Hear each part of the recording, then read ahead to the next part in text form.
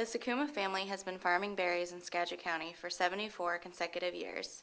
That is, except for a few during World War II.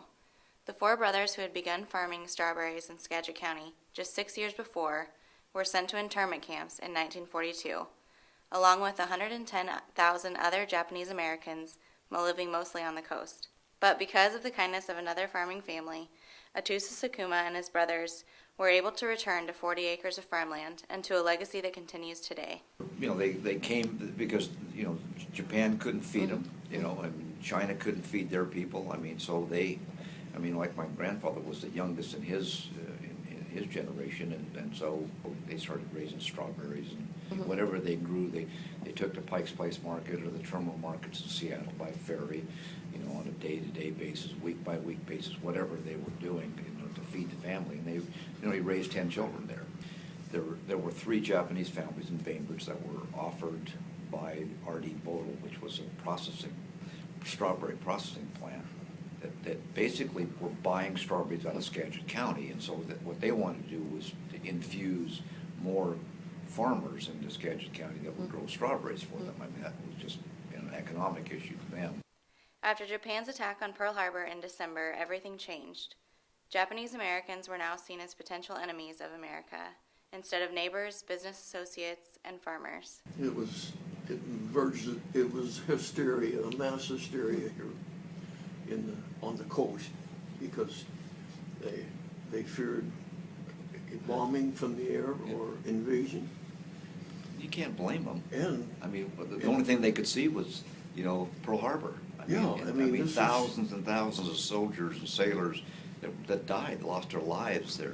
It was, and so you could paint a pretty bleak picture of any person of Japanese origin.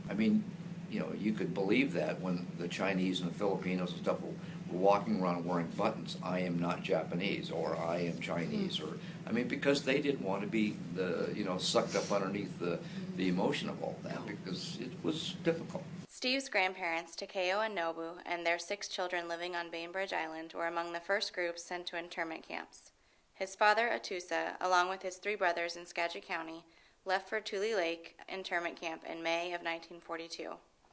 In the United States, they created camps for them. So all the Japanese that were on the West Coast, from basically Washington through Oregon through California, they were moved. They did give them the opportunity, if they could find a job outside the camp, they can then displace, they were allowed to leave the camp. That's what my dad and them did. They went back around the Chicago area and worked for Curtis Family Farms. I worked in June of '42. I worked on the Sakuma operation. I was the gopher.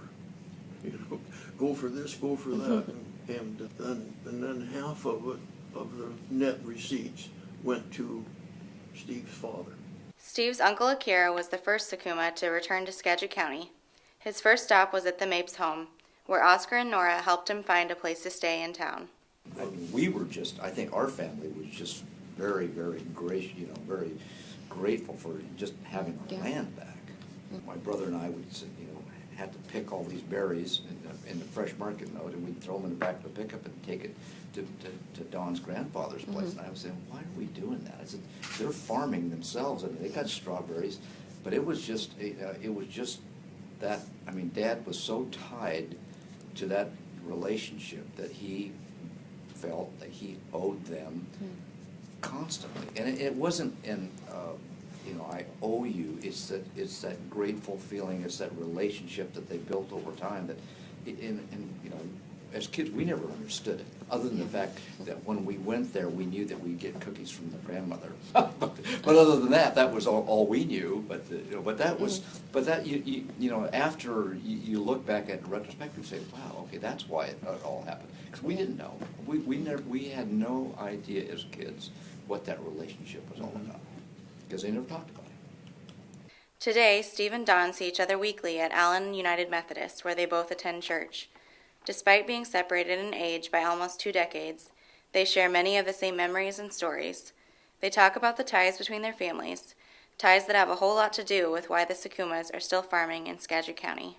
If that bond wasn't there, and their, their trust and loyalty wasn't there, we wouldn't be here probably. I don't know where we'd be, but we probably wouldn't be here. Because, I mean, the relatives, if we couldn't have got it back, we wouldn't have felt welcome, and they probably wouldn't have stayed. I think that's the human side. I can't speak for my parents, Yeah. but that's how I would feel if that's the, why would you stay someplace where you're not welcome?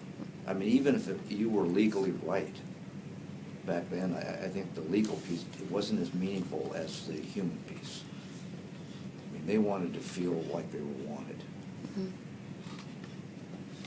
I think that, that Tom's grandfather made them feel that way. And that whole family made them feel that way. Yeah. So, and not just to us as a family, but to all of the Japanese families that came back. They felt, they wouldn't have stayed here if they weren't wanted.